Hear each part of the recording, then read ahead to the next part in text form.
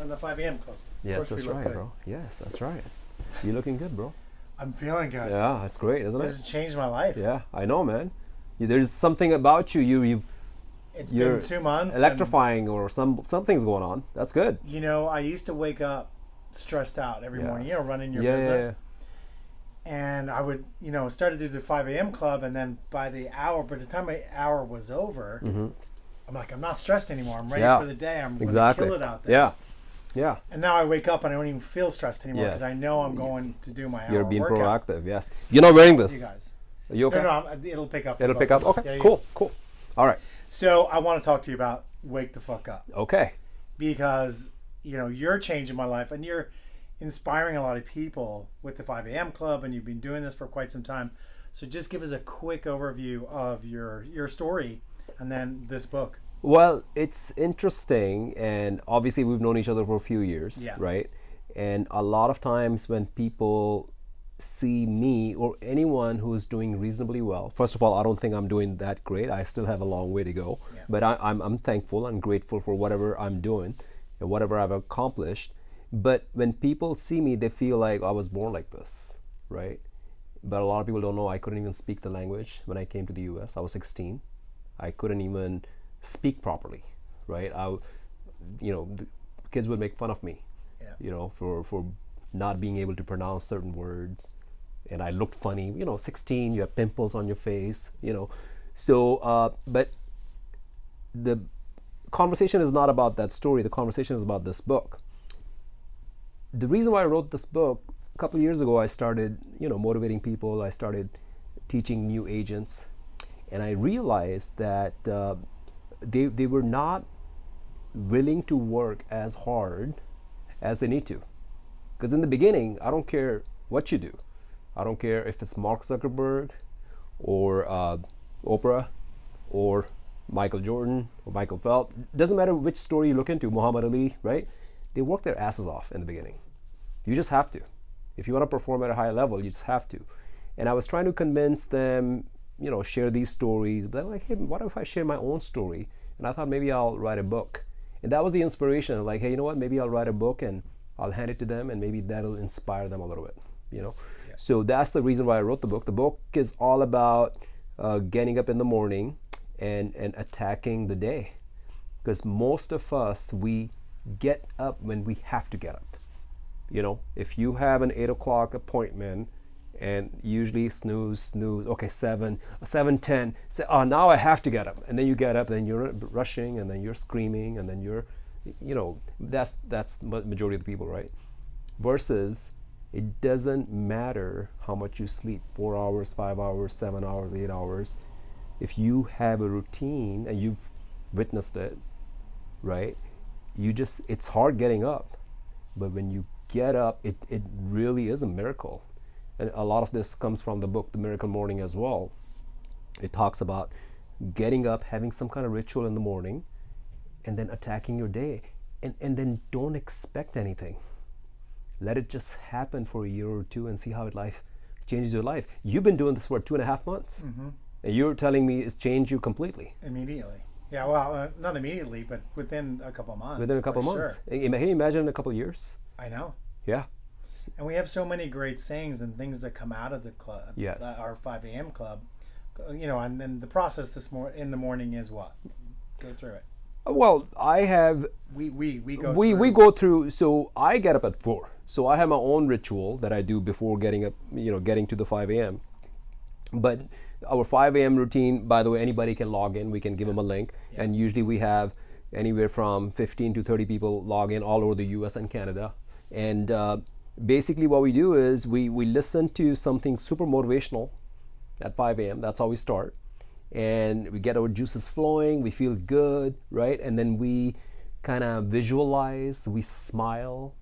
Certain things we do that a lot of people don't realize, like when you smile, you can't think of anything bad at the same time. Try doing it. It's just not possible. Yeah.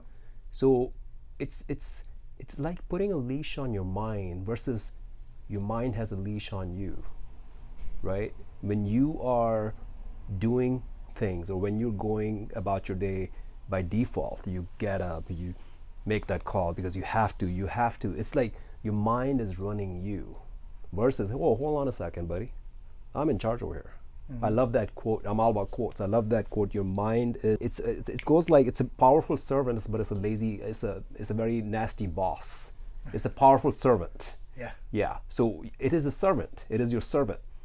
So you wanna put a leash on it. And what we do in the morning is, we listen to something positive, we meditate, we visualize, we work out for 30 minutes, we do some breathing exercises, and we do our affirmations, and bam. By 6 a.m., you're feeling good. Oh yeah, every time. Yes, every time. Yes. I miss it on the weekends. Yes. Well, yeah, I don't do it on the Friday's weekends. sad, Yeah. Saturday and Sunday, yeah. So club the thing is, I would love to do it on the weekends as well, but I have a very healthy social life. Yeah. So I'm meeting people at night, and if I'm going to sleep at midnight, I'm not gonna get up at 4 or 5. Then I'm just gonna kill myself. Yeah. But ideally, it would be great if you can do it 7 days a week. But we do it 5 days a week. No, it's great. It's great. And then even this morning was great. We talked. Somebody brought in politics because we had a motivational speaker that was a little political, and what you said too was really good. It's like those guys aren't paying your bills.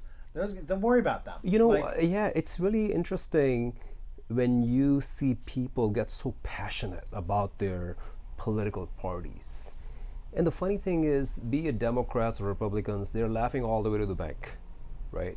Yeah. No one is paying your bills. No one is paying your bills. So I just don't understand that why we get so caught up, and so become so fanatic about our parties. Who gives a shit? They're not paying your bills. Yeah. They're not paying. They're in it for themselves. You know what I mean? And at the same time, you cannot say, okay, one party is unpatriotic and one party is not. Like, come on, dude. Can't do that.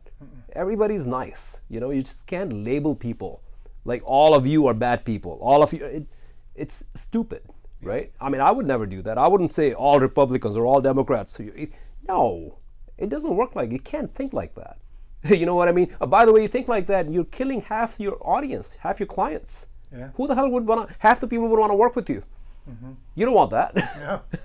Yeah. So no, I love it all. I love my Democratic friends and I love my Republican friends, and I try to stay away from politics unless somebody's super open-minded and willing to have a debate. That's what healthy. That's a different topic. That's what a healthy conversation is, when you're okay with disagreeing. You can say, hey, this color is white. I might say it's gray, and it's okay. You have your own point of view. I have my own point. But as long as we respect each other. But I'm like, Andrew, screw you. This is gray. My way or the highway. Well, that's stupid. Yeah. So just to close out, who is greeting you at the door? Who is greeting me at the door?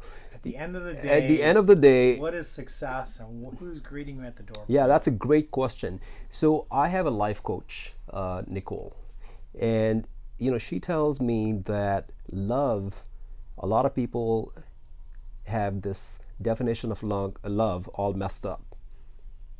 If you feel that you need somebody there to greet you, or you need somebody to be there, that's not love, that's dependency. Yeah. First of all, okay? And she says it really beautifully that you need to fall in love with yourself, okay?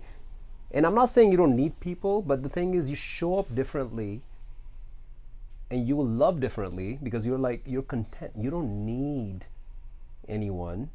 You need to be okay within your own skin. By the way, it took me it took me years. It's the past 3-4 years I've been comfortable. I've struggled, But I have a beautiful family at home. I go home and I see them and I see my dog, and it's great. But at the same time, I'm super driven for self-improvement. Because going back to my story, when I came to the US, I couldn't speak the language. And I would see other teenagers on dates having burgers and shakes while I'm cleaning toilets and flipping burgers. It just pissed the shit out of me. The fire is still in there. And that's why I'm so crazy about learning and a little fanatic about it, because I just don't want to see that person. That person is buried inside me, but it's still there. You know what I mean? Driving it. Yeah. Well, keep up the great work. Yes. I mean, you're inspiring a lot of people. I know you do it for many, many different reasons, and it's all for good. So I appreciate it. I appreciate you, man. Thank you. Thanks. All right.